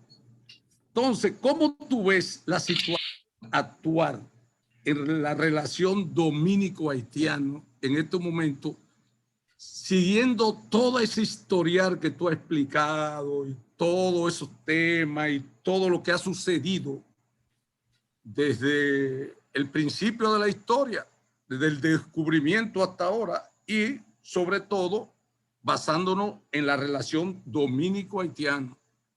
¿Cómo tú consideras esa situación actual o futuro? Me encanta la pregunta, don Roberto, porque realmente tiene un peso. Le comienzo con una cita de un periodista español del que yo me considero un discípulo, aunque nunca cogí clase con él, aunque sí tengo sus libros, Miguel Ángel Bastenier. Y Miguel Ángel Bastenier dice en sus textos que toda noticia, hablando de la actualidad, toda noticia de cierta entidad tiene por lo menos 300 años a las espaldas.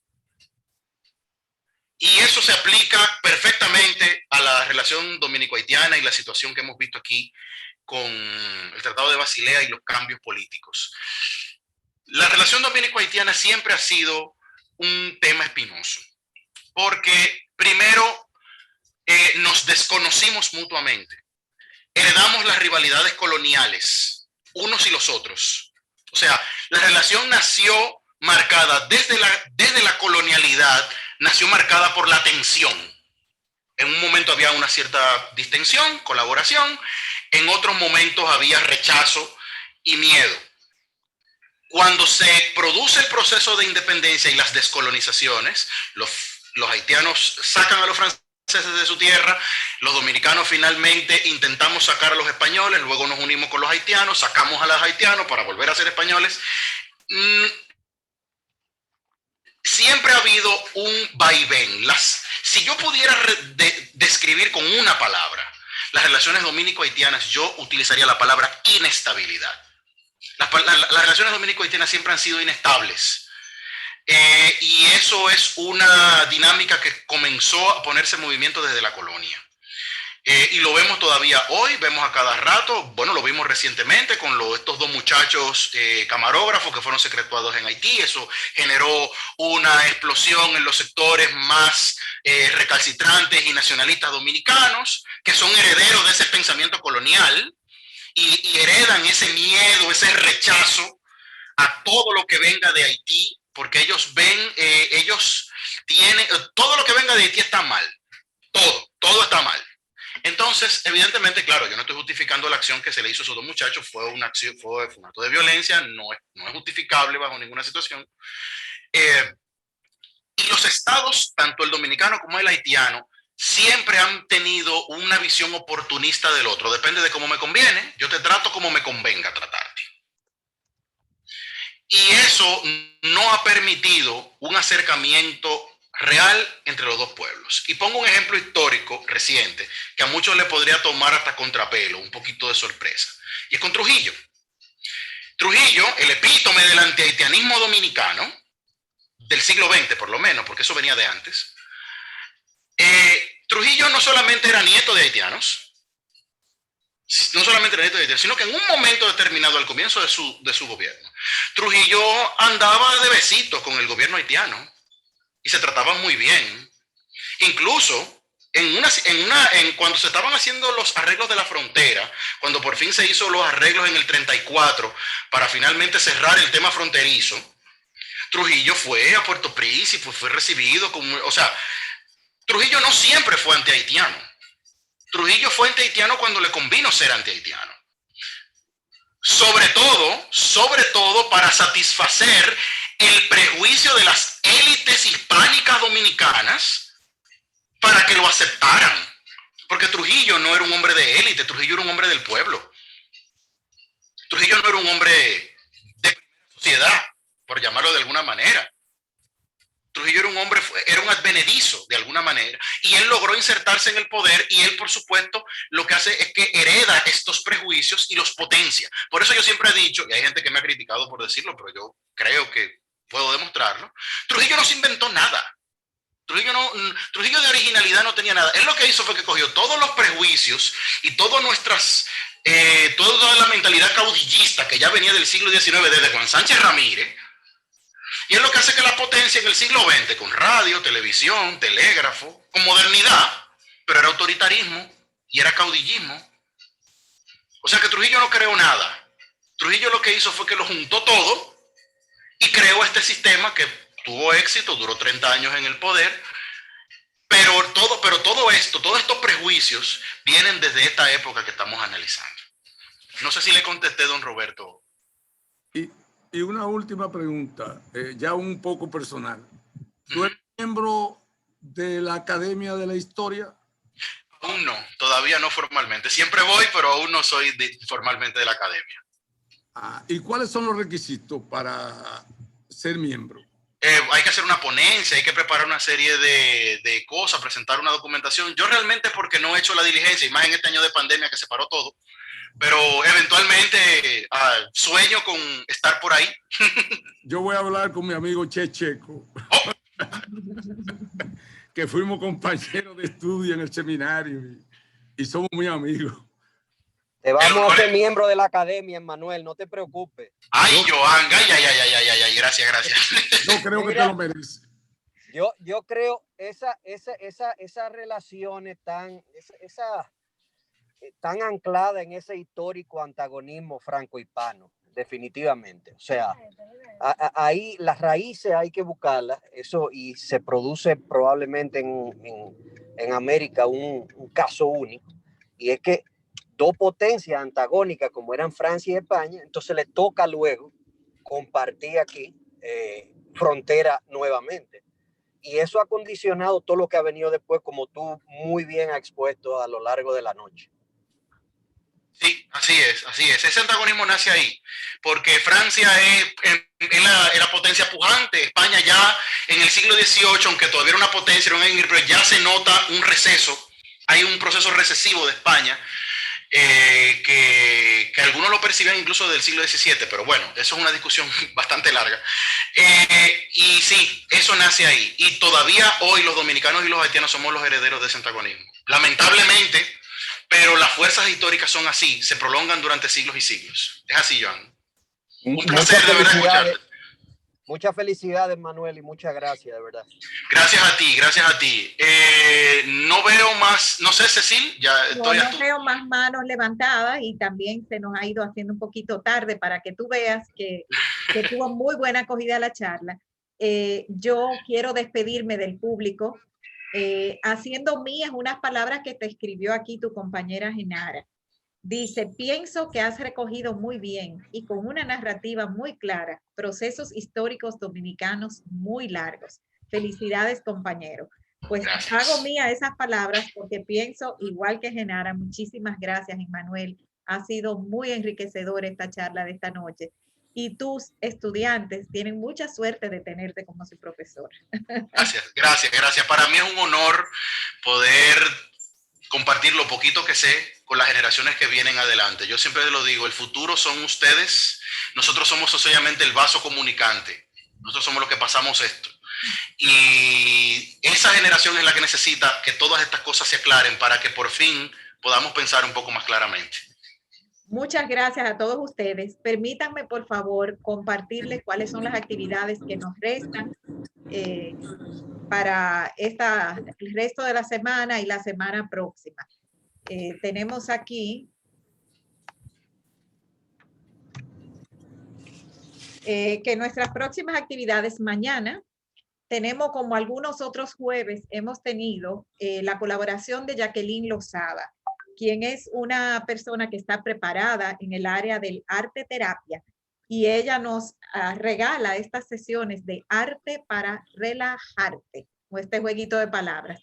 En esta ocasión vamos a tener Zentangles, muy interesante esta técnica, que es una técnica de dibujos repetitivos y libres, que combina esta palabra zen, como de meditación y relajación, con la palabra tangos, que es de enredos. Entonces, mediante esta técnica podemos relajarnos y meditar a la vez que dibujamos. Eso es mañana a las 7:30.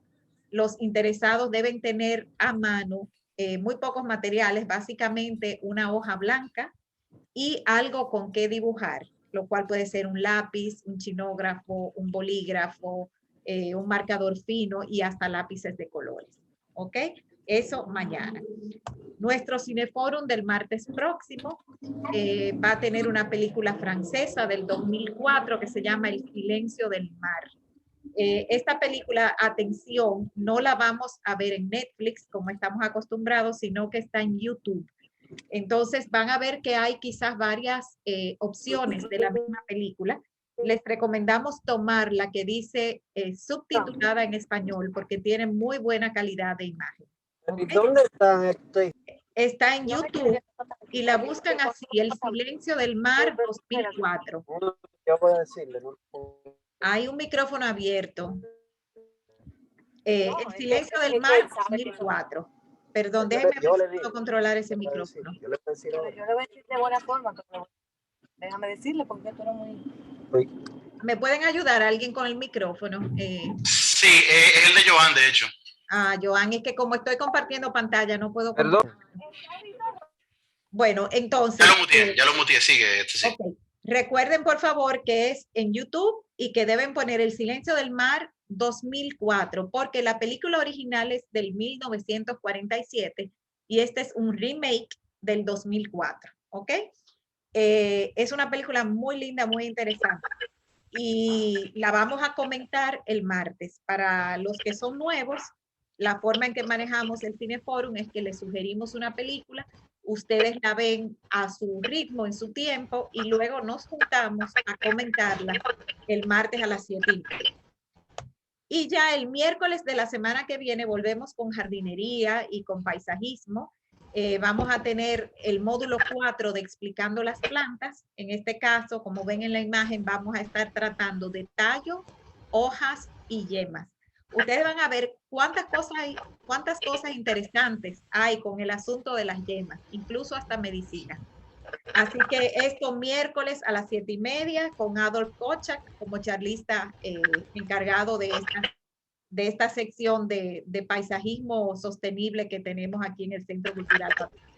Así que no me queda más que decirle que muchas gracias por unirse a nosotros y felicitar a Emmanuel por esta charla tan interesante que nos regaló en el día de hoy. Muchísimas gracias a todos, que tengan una bonita noche. Gracias a todos, igualmente. Buenas noches. Gracias por venir. Buenas noches, muchas gracias. Buenas noches, María del Mar. Buenas noches, muchísimas gracias. Tienes muchas felicitaciones en el chat, Emmanuel, para que... Estoy leyendo aquí mientras tanto, sí. Así que... Y contesté, también le hice una charla muy contestación bonita, general. muy enriquecedora. Muchísimas gracias, de verdad. Buenas noches, Cecilia. Buenas noches, Rosalina. Felicidades, Emmanuel. Voy cerrando la reunión. Que tengan una bonita noche y luego un buen fin de semana.